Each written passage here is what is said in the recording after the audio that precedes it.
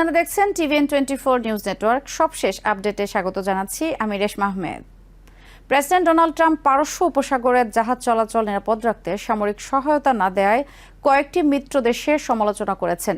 তিনি অভিযোগ করেন, বহু বছর ধরে এসব দেশ আমেরিকার প্রতিরক্ষার উপর নির্ভর করেছে, কিন্তু এখন প্রয়োজনের সময় সহযোগিতা করতে অনীহা দেখাচ্ছে।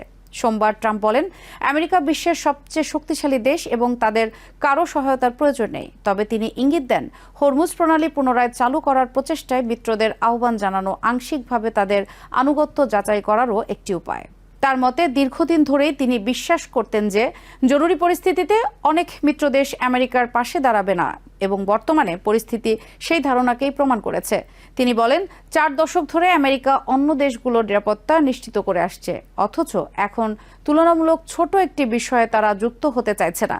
ট্রাম্প আরও উল্লেখ করেন যে ইউরোপ ও জাপান সহ অনেক দেশ পারস্য উপসাগরের তেলের উপর আমেরিকার চেয়ে অনেক বেশি নির্ভরশীল। তবে তিনি দাবি করেন, কয়েকটি দেশ ইতিমধ্যে সহায়তার আগ্রহ জানিয়েছে এবং শিগগিরই এ বিষয়ে ঘোষণা দেওয়া হবে, যদিও তিনি সেই দেশগুলোর নাম প্রকাশ করেননি। হরমুজ প্রণালী ঘিরে সামরিক জোট গঠনের ট্রাম্পের উদ্যোগে সবচেয়ে স্পষ্ট আপত্তি জানিয়েছে জার্মানি। দেশটির প্রতিরক্ষামন্ত্রী বরিস পিস্টোরিয়াস বলেন, এটি জার্মানির যুদ্ধ নয় এবং তাদের দেশ এই সংঘাত শুরু করেনি। জাপান, ইতালি এবং অস্ট্রেলিয়াও জানিয়েছে তারা প্রণালী পুনরায় চালু করতে সামরিক অভিযানে অংশ নেবে না। ইউরোপিয়ান ইউনিয়নের শীর্ষ কূটনৈতিক কায়া কালাস বলেন, এটি ইউরোপের যুদ্ধ নয়, যদিও ইউরোপের অর্থনৈতিক স্বার্থ এতে জড়িত। তিনি জানান, আপাতত হরমুজ প্রণালীতে বাণিজ্যিক জাহাজ চলাচল সুরক্ষার জন্য ইউরোপিয়ান ইউনিয়নের সামুদ্রিক মিশন সম্প্রসারণ করা হবে না। অন্যদিকে ফ্রান্স, দক্ষিণ কোরিয়া এবং ব্রিটেন সরাসরি প্রত্যাখ্যান না করলেও সতর্ক অবস্থান নিয়েছে। ব্রিটেনের প্রধানমন্ত্রী কিয়ার স্টারমার জানিয়েছেন, তার দেশ বৃহত্তর যুদ্ধে জড়াতে চায় না। ইরান হরমুজ প্রণালীতে জাহাজ চলাচল কার্যত অবরুদ্ধ করে দেওয়ার পর পরিস্থিতি আরও জটিল হয়ে উঠেছে। ড্রোন, ক্ষেপণাস্ত্র এবং সমুদ্র মাইন ব্যবহার করে ইরান এই গুরুত্বপূর্ণ জ্বালানি রুটে চাপ সৃষ্টি করেছে। বিশ্বের প্রায় 1/5 তেল ও তরল গ্যাস এই পথ দিয়ে পরিবহন হয়। ফেব্রুয়ারির শেষ দিকে শুরু হওয়া আমেরিকা ইসরায়েল যৌথ বিমান হামলার পর থেকে সংঘাত এখন 3য় সপ্তাহে গড়িয়েছে। এতে মূলত ইরান, লেবাননে 2000-এর বেশি মানুষ নিহত হয়েছে। ইরান প্রতিবেশী দেশগুলোর দিকে এবং উপসাগরের জাহাজ লক্ষ্য করে ড্রোন ও রকেট হামলা চালিয়েছে। এই সংঘাতের প্রভাব বিশ্ব জ্বালানি বাজারেও পড়েছে।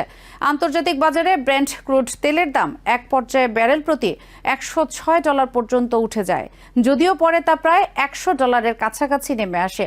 আমেরিকার সামরিক কর্তৃপক্ষ এখনও স্পষ্ট করে জানায়নি কিভাবে হরমুজ প্রণালীতে জাহাজ চলাচল আবার নিরাপদ করা হবে। ইউএস সেন্ট্রাল কমান্ডের প্রধান অ্যাডমিরাল ব্র্যাড কুপার সোমবার এক ভিডিও বার্তায় পরিস্থিতি নিয়ে কথা বললেও প্রণালী পুনরায় খুলে দেওয়ার নির্দিষ্ট পরিকল্পনা তুলে ধরেনি। এদিকে লেবাননেও সংঘাত বাড়ছে। ইসরায়েলের প্রতিরক্ষা মন্ত্রী ইসরায়েল কাটজ জানিয়েছেন, দেশটির সেনাবাহিনী দক্ষিণ লেবাননে স্থল অভিযান শুরু করেছে। এতে বৃহত্তর যুদ্ধের আশঙ্কা তৈরি হয়েছে এবং ইতোমধ্যে প্রায় 8 লাখ মানুষ ঘরবাড়ি ছাড়িয়ে পালিয়েছে।